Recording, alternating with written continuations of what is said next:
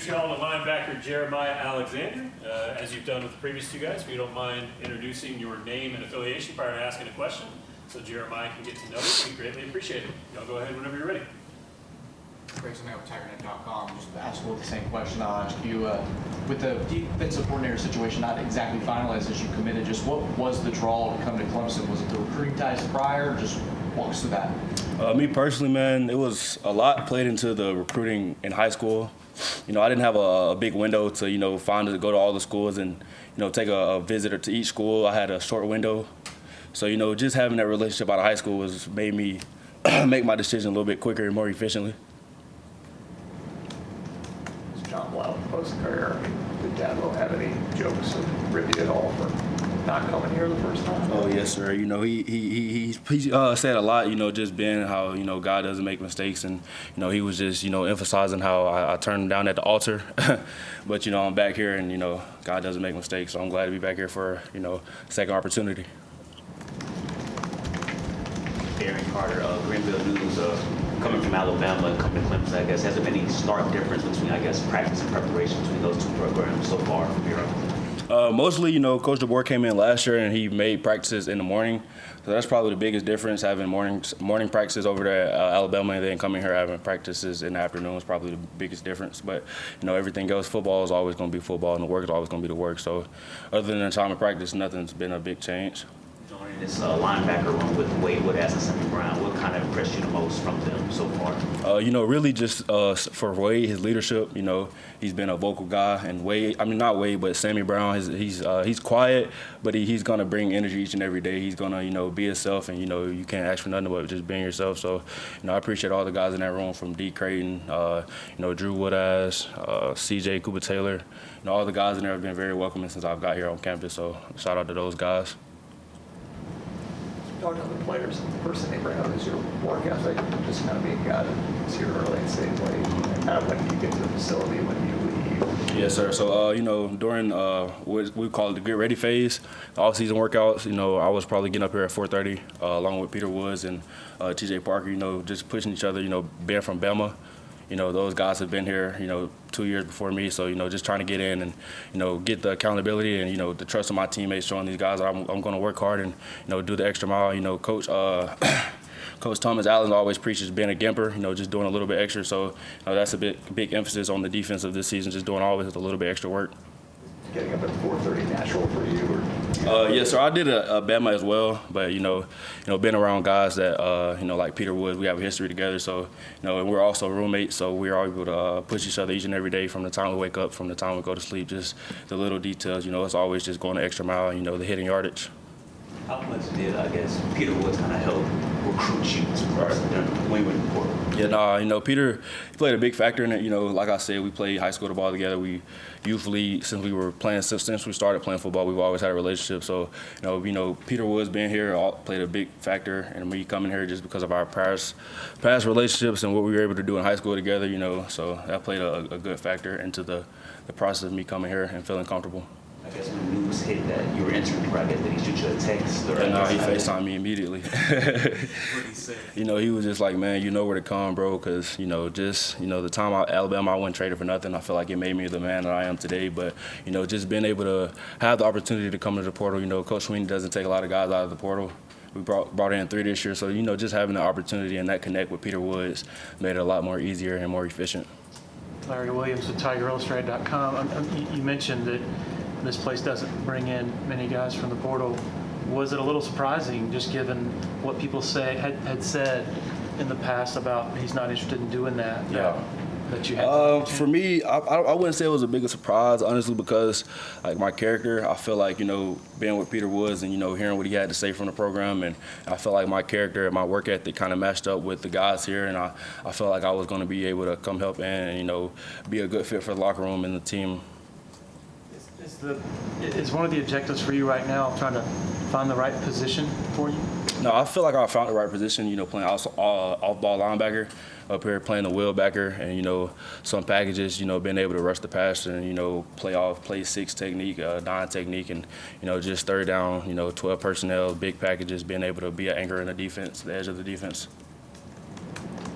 I think we're listed you around 250 pounds when you first got here. Oh, no, sir. That was up 235, 233. So I feel like that's probably the old measurement from when I first got to Bama. I was playing outside linebacker.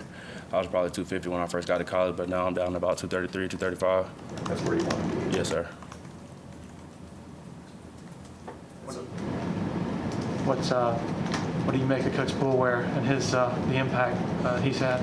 Oh, man, he's a great guy. You know, being able to relate to his players, you know, being a former player here makes it uniquely different. You know, some coaches have never really played football, but, you know, he's played it here, and, you know, he's had the opportunity to, you know, get a foot into the NFL and, you know, where I'm trying to go.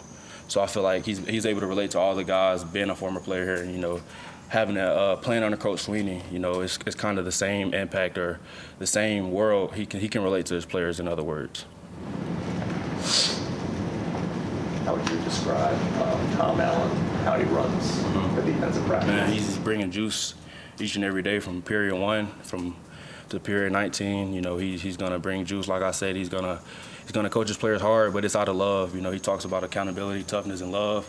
You know, the third part, you know, everybody thinks of love, you know, being sweet, but, you know, being able to get on your players, because he has a relationship with his players outside of ball. So when he gets on you, it's more of a understanding relationship between his players and the coach, and I feel like that's a great thing. You know, you want to play for a coach that's able to bring energy, and, you know, give you tough love, knowing that he loves you off the field as long as on the field. Because now as you build that relationship so that you know that's the case. Right. You know, every day we have segment meetings, and, you know, he comes in, he talks to the defense. You know, he stresses accountability, toughness, and love. He gives us books. You know, he's given us several books. You know, from he gave me a book called by Kobe's trainer. I forgot the name of it. I think it's you said what? Relentless. Yes, sir. That's the book. He gave us an uncommon daily devotion to all the players on the defense. So little things like that, you know, just little things like that is letting us know that he cares about us as a man, not just a football player. Did you know that Kalen DeBoer was on Tom Allen's staff? Yes, sir. Yes, sir. That's another thing he talked to me about. Like, you know, up until he got the job, you know, coming here, he was in the playoffs, not even knowing that he was about to become the defensive coordinator here at Clemson. You know, I played in the bowl game, you know, not knowing I was going to hit the portal. So, you know, just how the world works, you know, that's a small world. So it's kind of interesting having both been, you know, coming from, you know, Coach Kalen DeBoer. Anything else for Jeremiah? You're saying when you get there at 4:30 in the morning, when do you actually leave those days? It really just depends. You know, now we work out every other day. So now, you know, when we were doing just workouts and I was consistently getting there at 4:30, we were working out every single day, you know, I would probably leave the facility because we had nothing to do in the afternoon. So I was probably getting done at like 2, you know, after I get done working out. You know, hit the training room, get lunch, try to go over plays with some of the guys. You know, just trying to stay consistent and, you know, like Coach Allen says, be a Gamper, just, you know, always doing a little bit more. I think you,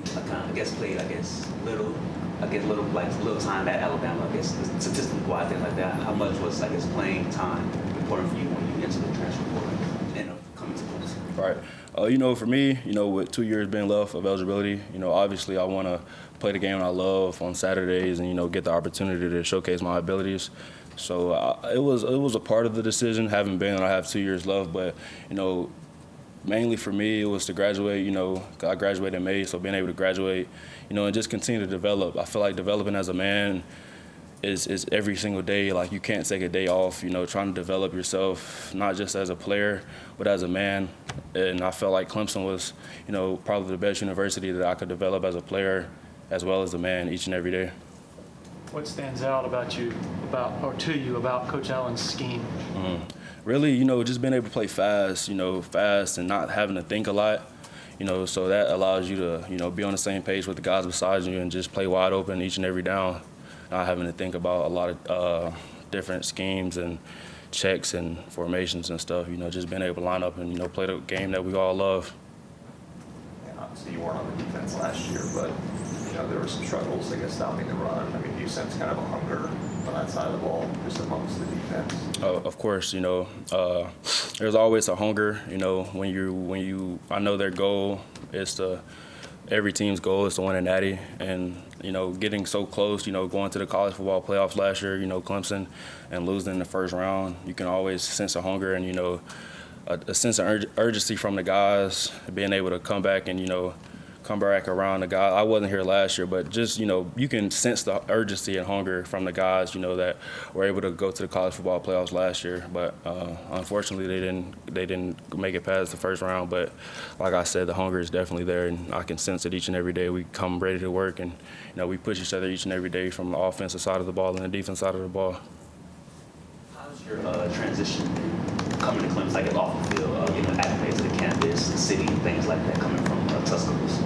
It's been fairly simple. I came and visited like 2 or 3 times in high school. Peter's my roommate, so he's been able to, show me around. And since I've moved in, it's been kind of busy as far as having scheduled stuff, with academics and, football, Paul Journey. So as far as the adjustment, it's been pretty simple, schedule to schedule on teamwork, just being able to follow the schedule and, just live each and every day to the fullest, been a blessing so far. Talk about practicing against this offense. What stands out to you about Clemson's offense? Really, Cade Klubnik, he's a great quarterback, great person. The way he's able to, read the defense and, take hold of the offense and, get those guys going on that side of the ball each and every day. Antonio Williams, he's a fast receiver. Going against those guys each and every day, those probably been the which has caught my eye on the offensive side of the ball so far, though. Are any of the running backs in particular?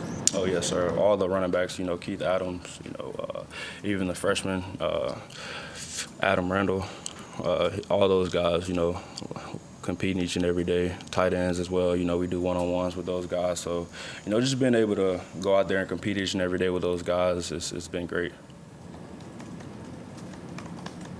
Anything else from Jeremiah? All right, man. Appreciate y'all. Thank you. Thanks, everybody.